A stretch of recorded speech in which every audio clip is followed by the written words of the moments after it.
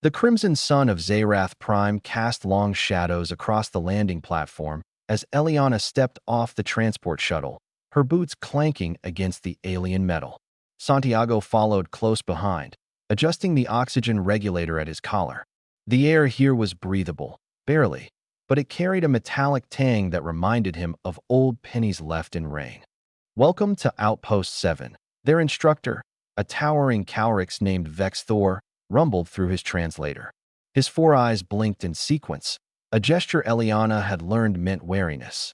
Before we proceed with your xenobiology training, there are protocols you must understand. This world is hostile to most carbon-based life forms, especially your kind. Santiago grinned, slinging his pack over his shoulder. We've read the briefings. Acidic atmosphere, extreme temperature fluctuations, predators with neurotoxic venom. Sounds like a Tuesday back on Earth. Vexthor's mandibles clicked. Annoyance, definitely annoyance. Your humor will not protect you from carelessness, human. Come. The outpost was a sprawling complex of pressurized domes connected by reinforced tunnels. Inside the main hub, dozens of alien species moved about their duties. Eliana recognized a few. The crystalline Letharians, the aquatic deep-born in their mobility suits, and what appeared to be a floating colony of sentient gas calling itself the Collective. Your first lesson, Vexthor announced, leading them to a laboratory, is understanding that what sustains you on your world will kill you here. He gestured to a table where several containers sat, each labeled in Universal Standard. This is Zarathian water extracted from underground reserves. It is the only water source for 3,000 kilometers. Santiago approached the container, peering at the clear liquid inside. It looked like water, moved like water. What's the issue? The issue, Vexthor said, his tone sharp, is that this water contains trace amounts of thorium derivatives and silicon compounds that will crystallize in your organs within hours of consumption. For you humans, water here is poison. Eliana frowned, pulling up a datapad. Our briefing mentioned purification systems, which work adequately for most species. However, the molecular structure of Zarathian water resists standard filtration. You will drink only from your supplied rations. Vexthor's four eyes fixed on them. Am I understood?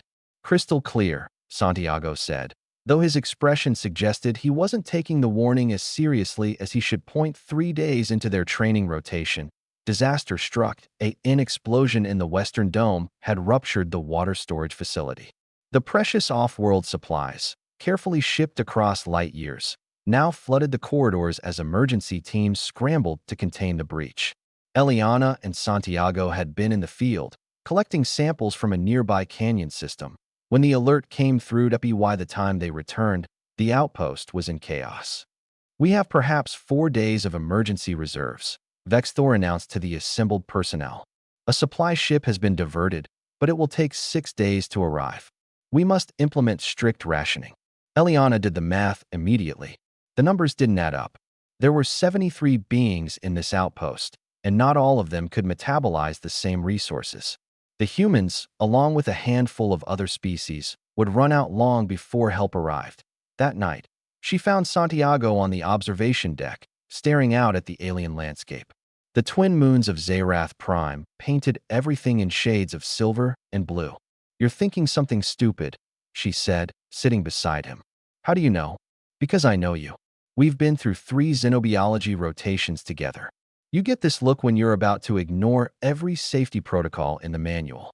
Santiago chuckled, but his eyes remained serious. The Zarathian water. I've been studying it. The thorium concentration is about 0.003 parts per million. The silicon compounds are slightly higher, maybe 0.007. Still enough to kill us. Maybe. Or maybe. He pulled up his datapad, showing her a stream of data. Back on Earth, before we had proper filtration, humans drank water contaminated with all sorts of nasty stuff. Lead, mercury, arsenic. Our bodies adapted.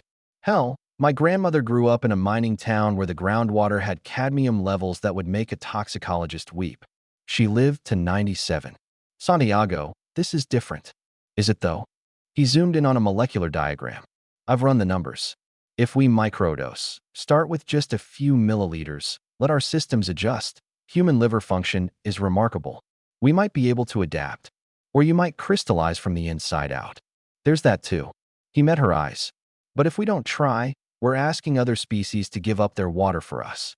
That Letharian engineer, Zexari, her biology requires water every 6 hours or she begins to fracture. The deep-born can last maybe 3 days before their membranes dry out. We're the most durable species here, Eliana. It has to be us. She wanted to argue, wanted to remind him of every regulation, every safety protocol, every reason this was insane. But deep down, she knew he was right. We start small, she finally said. 5 milliliters. We monitor vitals constantly.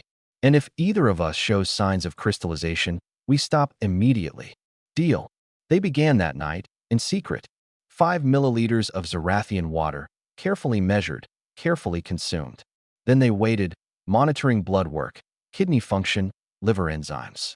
The thorium was there, they could detect it, but their bodies were processing it, filtering it, adapting to it.by day 3, they were up to 50 milliliters. By day 4, they were drinking it like it was tap water from Earth. Vextor discovered them on day 5, just as the supply ship sent word of delays. 8 days now, not 6. What have you done? The Caurix's voice was barely controlled fury. Santiago held up his water container, filled with the clear Zarathian liquid. We're drinking the local water. That is impossible. You should be dead. Yeah, well, our livers have handled worse. He took a long drink, maintaining eye contact. Humans spent thousands of years drinking from rivers filled with parasites, wells contaminated with heavy metals, and whatever else nature threw at us. This, he gestured to the container. This is nothing. Eliana pulled up their medical data. We've been monitoring everything. Yes, there's accumulation in our systems, but our kidneys and liver are processing it. Slowly, but effectively. We estimate we can safely consume Zarathian water for at least 2 weeks before we'd need proper medical intervention. Vextor's mandibles worked silently. Finally, he spoke. Your species is either the bravest or the most foolish I have encountered. Why not both? Santiago grinned. The supply ship arrived 4 days later, by which point Santiago and Eliana had convinced the outpost commander to adjust rationing protocols. The other species received full allotments. The humans drank local. When the crisis ended and operations returned to normal, Vextor summoned them to his office. Eliana expected reprimands, possibly expulsion from the program. Instead, the Caurix stood and performed a gesture she'd never seen. All 4 arms crossed over his chest, a sign of deep respect. I have instructed in this facility for 23 cycles, Vextor said quietly. I have trained warriors, scientists, diplomats from 100 worlds. But you humans, his eyes gleamed with something that might have been admiration. You adapt. You endure. You look at poison and see merely an inconvenience. The galaxy should be very grateful you are friends, not enemies. Santiago laughed. Give us a few beers and we're everyone's friend. What is beer? Fermented poison we drink for fun. Vextor's translator sparked, struggling with the concept. Finally, he managed. Of course it is. As they left his office, Eliana elbowed Santiago in the ribs. You know we're going to be case studies in every xenobiology textbook now, right? Good. Maybe the next generation of humans won't have to prove we can drink poison water. They'll already know. She smiled, looking out at the crimson landscape of Zarath Prime. Humanity had reached for the stars and found them filled with wonders and dangers in equal measure. But they'd also found something else. Proof that the stubborn resilience that had carried them through ice ages and plagues, through wars and disasters, would carry them through whatever the universe had waiting. After all, their livers had handled worse.